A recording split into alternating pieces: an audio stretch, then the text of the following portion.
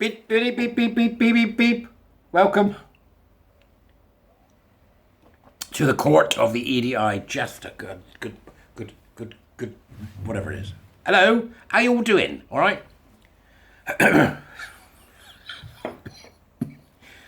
don't give a damn about ironing. Have you noticed? I open a shirt and just put it on. Ironing, I'll just wet it in the shower later, let it drip dry. Iron off. There are times.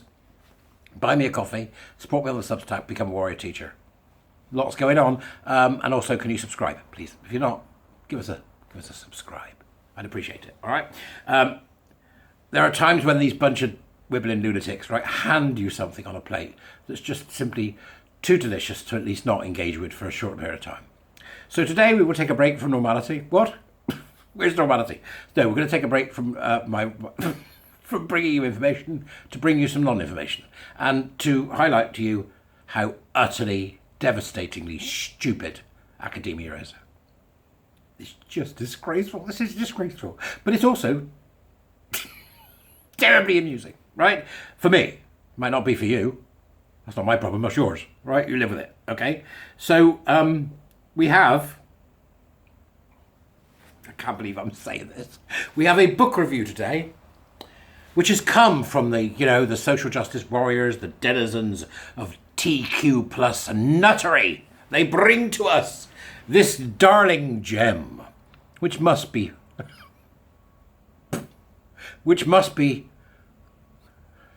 don't even know what it must be. It's so bad, right? Okay. And it was written by a person called Cleo Wolfe Hazard. Well, you're a bloody hazard. I don't know what type, but you are. Toxic one, probably. And it's a book review, which I've managed to get my little mitts on because of Nutmeg and a few others on the old Twittoids. Right, okay. So it's a book review, and the book review title is...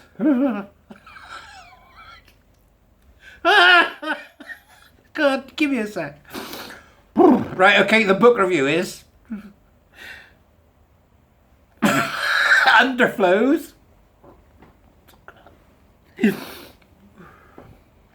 Underflows. Queer trans ecologies and river justice.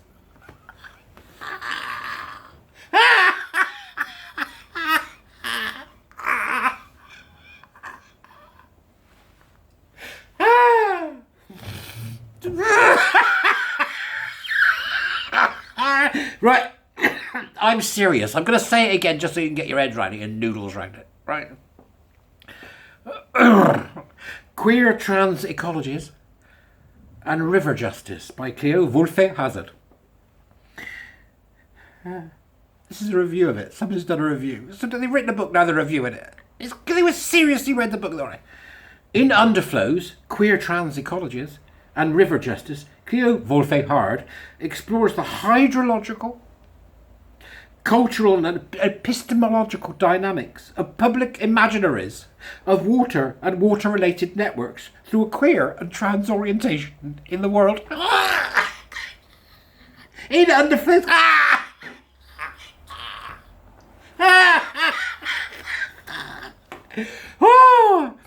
This is real. It's real. Don't buy the book. It's real. That should have begun with in Underflows, Queer Trans Ecologies and River Justice, Cleo Wolfe Hazard shows that they are obviously totally insane. The epistemological dynamics of public imaginaries of water and water-related networks through a queer and trans orientation to the world.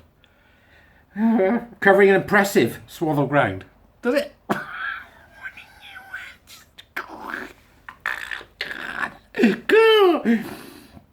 The book represents insightful and challenging departures in theory and methodology and is a worthwhile read for ecological scientists and social theorists alike, writes Danny Slaubaugh. There we go. Cleo Wolfe Hazard wrote a book and Danny Slaubaugh is going to do a review. No. This is from the University of Washington Press, 2022. And then it's got a link saying, find this book. Don't bother. Don't bother. In Underflows, Cleo Wolfe Hazard invites us into the hydrological, cultural and epistemological dynamics of both public imaginaries of water and water-related networks, as well as the researcher relationship and straight science. No, it's straight science now. Straight science norms.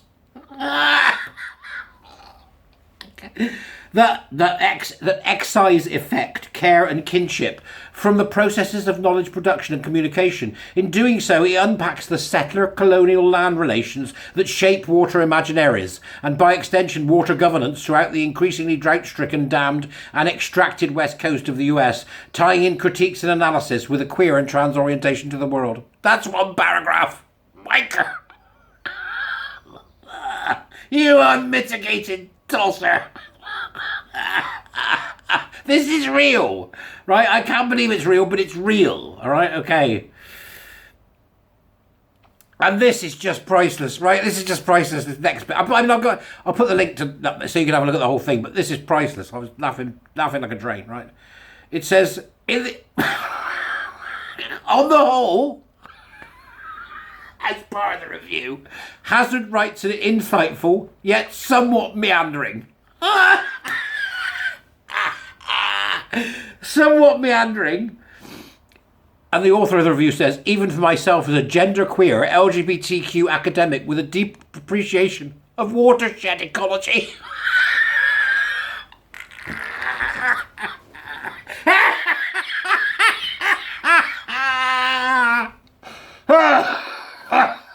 Oh, God. Even myself as a genderqueer LGBTQ academic, somebody lock him up, or her up is a her, I think, isn't it? LGBT academic with a deep appreciation of watershed ecology, challenging narrative, injecting observation and insights from trans and queer lived experience into an otherwise largely theoretical and methodological. Can't.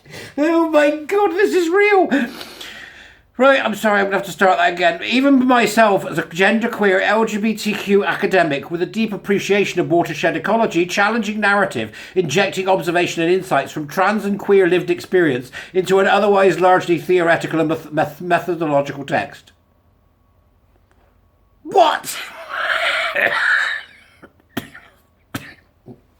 God, he's been drinking the Kool-Aid. Crike almighty, right. Casual references to queer and trans sexuality and subculture pepper the book in somewhat unexpected and unconventional ways. What you mean? Not being easy to read, not being understandable, and being insane. Right.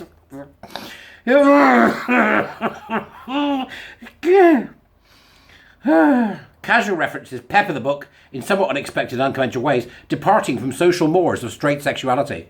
It is clear that Hazard is inviting readers into his and his collaborators' insight as a trans and queer scientist. These people aren't scientists. These people are extreme nutters, right? They're working somewhere in a university and this has been funded. It's like, what was the other one? Queer glaciers, feminist glaciology and queer glaciers. Queering drones on the battlefield. I mean, you know, when's somebody going to say enough is enough? It's Donna Summer when you need her. Beyond the serpentine... Oh. Sorry, and then it said, rather than attempting to package these in ways that tiptoe around straight readers' sense of impropriety, it's a scientific book about water. Perhaps my and other readers' potential discomfort and disorientation is an opportunity to unpack our own internalised biases. It's the whole... It's the whole mad kit and caboodle. Unconscious bias thrown in now. Yeah, you're all bloody racist. I love you. Sit down, you racist. Sit down, I'm going to talk to you about queer water. They're taking the piss. Certainly. The claim... It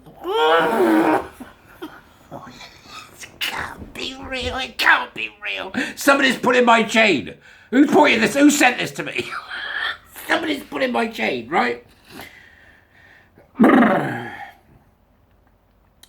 Beyond the serpentine thread of theory and sexuality that, like underflows, appear and disappear without readily apparent or predictable structure, the author makes several broad claims about queer life in framing the context of his theories that deserve some consideration and loving critique. The claim that queers gallop by rivers is true to an extent.